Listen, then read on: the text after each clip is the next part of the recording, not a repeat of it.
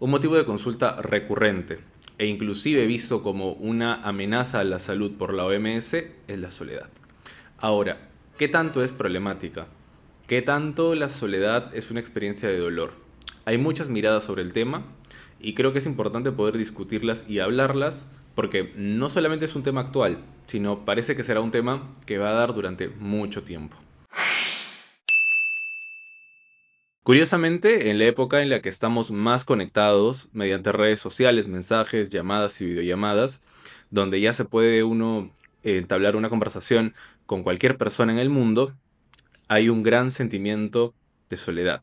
Hay una gran distancia entre las personas todavía. ¿Qué pasó con todas estas comunidades virtuales, con los grupos y demás?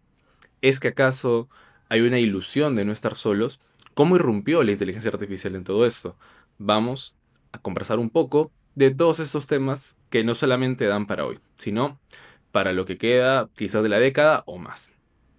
Ahora bien, esta paradoja, estar en un momento tan conectado pero con un sentimiento de aislamiento, que hace que no se tenga como ese sabor que da la compañía humana o esto que le falta a la interacción virtual. Eso me lleva a preguntarme, ¿la soledad verdaderamente es un problema? Y digamos que sí es así. ¿Desde cuándo? Porque pensando hace, no sé, 300 años, no había una idea de soledad como la que tenemos hoy. ¿Qué pasaba en ese entonces? Que el ser humano no estaba tal cual solo, sino que acompañaba bastante esta idea de Dios. La idea de Dios que te ve en lo público, que te ve en lo privado, que sabe lo que haces bien, sabe lo que haces mal y que de alguna forma siempre está contigo. Ahora, ¿qué pasó? Dios murió y dejó al ser humano completamente solo. Eso empezó a ser un problema porque ahora el ser humano solo tenía que hacerse cargo de sí mismo, tenía que nombrarse, tenía que delimitar a sí mismo qué estaba bien y qué está mal, qué era pragmático o no. Inclusive socialmente las reglas ya no eran a partir de una religión, o al menos estoy hablando del plano occidental. Pero ¿qué pasó? Se tenía uno que hacer cargo.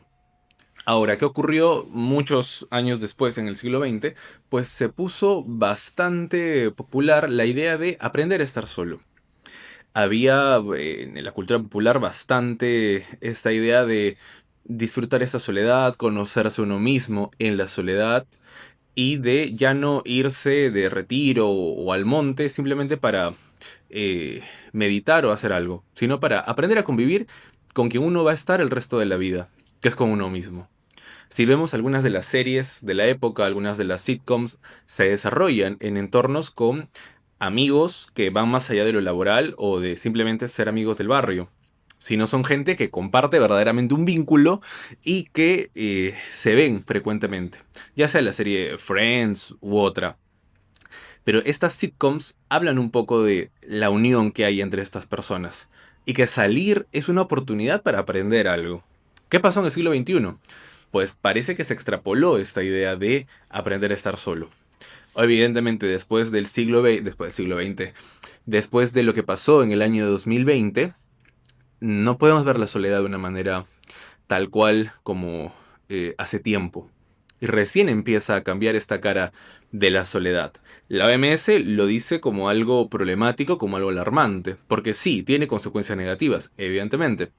Pero un poco cuestionando esto y no imponiendo una solución a toda la soledad de las personas, a cada una de la experiencia de la soledad, pues viene un poco estos comentarios.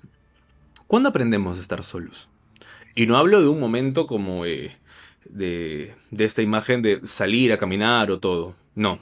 O de un momento más reflexivo. Sino me refiero a en qué momento del desarrollo humano uno se topa con la soledad. Hay que entenderlo primero como algo inherente al ser humano. Pensemos un poco en un niño. O nos vamos más atrás. Pensemos en un bebé. Un bebé necesita estar con sus papás. Necesita estar con sus cuidadores para que vean sus necesidades, para que lo atiendan y también para que ese bebé pueda crecer y desarrollarse.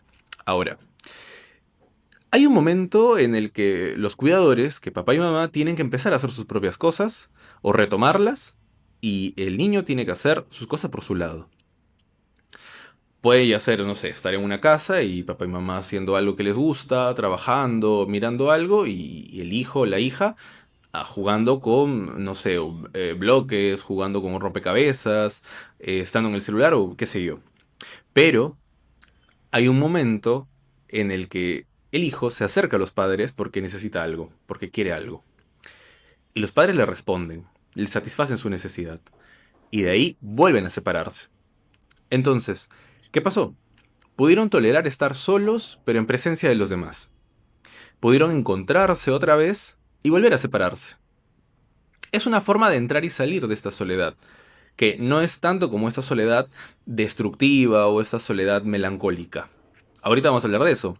Pero no, es una soledad de la que uno entra y sale en un espacio privado de recreación o de gusto o de ocio y que regresa porque necesita algo de la otra persona. Le consulta, se satisface y el otro también como proveedor, quizás, los padres, padres, madres, y se vuelven a separar.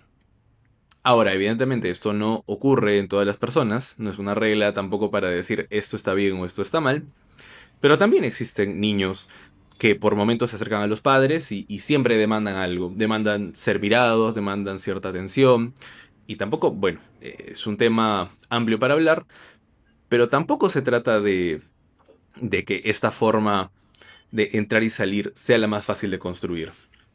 Es complicado, pero posible. En la medida que se le construye al niño una forma de poder estar ocupándose en lo suyo y permitir conectar con los otros. Irse separando de esta conexión, casi estar pegados, a cada uno construir su propia soledad y poder salir de ella en algún momento. Ahora hablemos un poco más de la soledad adulta. ¿Qué está pasando ahora con este boom de la inteligencia artificial, de las redes sociales, que si bien vinieron para quedarse, todavía es necesario darle más vueltas? Porque por así decirlo, las narrativas que construiremos con los agentes de IA, con las redes y todo recién está empezando. Es algo que no lleva mucho acompañando a la humanidad. Quizás otras formas de comunidades u otras formas de comunicación sí, pero estas recién están llegando. Si lo vemos en la historia de todo, comparémoslo con cuánto tiempo llevamos escribiendo cartas, en cuánto tiempo estamos en un chat, a nivel de todo nuestro desarrollo como especie. Es mínimo. Bueno, entonces, ¿qué significa? ¿Qué es que un tipo, un hombre, mujer o una diversidad, no lo sé, esté hablando con uno de estos chatbots o con una inteligencia artificial en sí? Y le responde e interactúa. Le genera algo. Hay una estimulación. Marco Aurelio de Negri decía que la sociedad informática, que la sociedad cibernética tiende a, más que todo, a estimular las sensaciones. A ser una sociedad bastante estimulante, pero no a promover los sentimientos. Porque sí, porque el scrolling o demás es una forma de estimularse. Es una forma de todo el tiempo estar en constante, eh, por así decirlo, impulsos. Todo el tiempo hay algo que se muestra, hay una duda que se genera, hay algo que atrae, pero no necesariamente se siente algo en cada minuto del reel o cada 30 segundos, o en cada línea de texto que da la IA. Ahora, también puede ser que alguien diga que sí siente amor, que sí siente compañía, que sí se siente que está siendo comprendido, comprendida. Puede que sí. Eso lleva a pensar un poco cómo es la interacción con los demás en la actualidad. Si nos pensamos como una isla, puede ser que una isla no tenga, no sé, a 100.000 kilómetros de la redonda, tienen solamente agua. Es una isla solitaria, en medio del océano. Es una isla que no entra en contacto con nadie. Una isla que quizás levanta una muralla. ¿Por qué levantó la muralla? ¿Porque afuera todos son muy malos? ¿Porque afuera quizás todos son muy buenos? ¿Por qué? La muralla es no contacto, porque se sabe que afuera son de una manera. Ojo, esta muralla tiene puerta y cuando alguien se acerca, ¿es considerado una amenaza? ¿Una amenaza a qué? Hay una situación con creer que todos afuera también son malos. Porque quizás no lo son, o quizás sí. Esta duda no deja de ser, por así decirlo, una hipótesis que se contrasta con el contacto.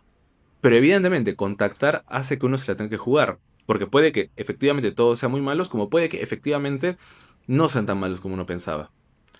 Entonces, romper con esta hipótesis puede ser frustrante.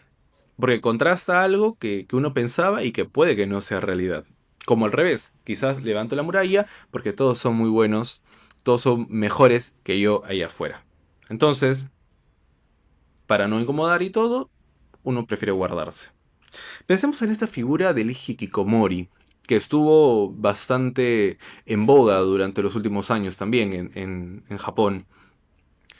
¿Qué pasará por su cabeza? ¿Cómo es que se levantó esta muralla y voluntariamente se dijo ya no salir, ya no relacionarse?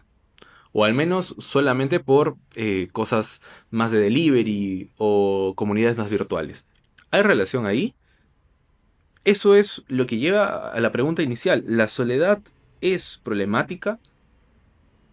Hay una soledad que se da por idealizar a los demás, pensando que son muy buenos o que son muy malos y nunca se quiere contrastar, pienso yo. Porque claro, puede ser frustrante. Puede simplemente romper con lo que uno creía de los otros. Evidentemente, puede llegar a ser bastante molesto inclusive este contraste que se tiene. Pero si vamos un poco más a entender esto del aislamiento, puede ser quizás la precarización de la soledad. Porque también la soledad puede ser tortuosa. En estos pensamientos de quizás todos son amenazantes o que uno es una amenaza para los demás, uno puede también tener todo tipo de ideas, ideas dolorosas. ¿Y para qué? No quiero decir tampoco que todas las historias de soledad parten de una creencia sobre el exterior, también son de experiencias propias. Uno puede levantar esas murallas porque tiene la necesidad o la tuvo en algún momento también de hacerlo. Y es una historia que creo que cada quien puede ir elaborando, pero no algo para generalizar y decir toda la soledad es mala, toda la soledad es riesgo, o que toda la soledad es en potencia algo extraño. Hay que entenderlo de diferentes formas. Hay esta soledad que sí puede ser una oportunidad para poder encontrarse a sí mismo, una pausa, sobre todo en un mundo que sí está conectado a nivel de redes, a nivel del trabajo, a nivel de todo. La soledad entonces empieza a tomar diversas caras, empieza a tomar otro rostro. Ahora, la pregunta inicial que la vuelvo a mencionar, ¿es buena, es mala? Quizás está entender esta pregunta en que nacemos relacionándonos. Nacemos relacionándonos con alguien, con los padres, con los cuidadores, y se empieza a construir algo con el mundo. Ahora, al momento de relacionarse uno con el otro, pues aprende algo, sabe algo. La otra persona va a devolver un comentario o una apreciación sobre uno mismo. Quizás algo que uno en 100 años solo nunca hubiera notado. Ahí también hay una riqueza en la interacción con la otra persona, que devuelve algo en el encuentro. Así como uno le puede devolver algo al que se encuentra. Una apreciación, algo, una experiencia y demás. Ahí creo que está la respuesta. Pero no es algo para satanizar ni para encender una alarma de destrucción masiva. Es entender cada soledad y poder hablarla a partir de la experiencia de cada uno. Bueno, yo me llamo Guillermo, empecé este canal para hablar no solamente de las situaciones que nos llegan y nos aquejan, sino también poder compartir un poco de lo que hago en la consulta psicológica y al dedicarme también a este rubro, que apuesto que durante el tiempo va a dar mucho de qué hablar. Eso, bueno, nos estamos viendo en el siguiente video. Hasta luego.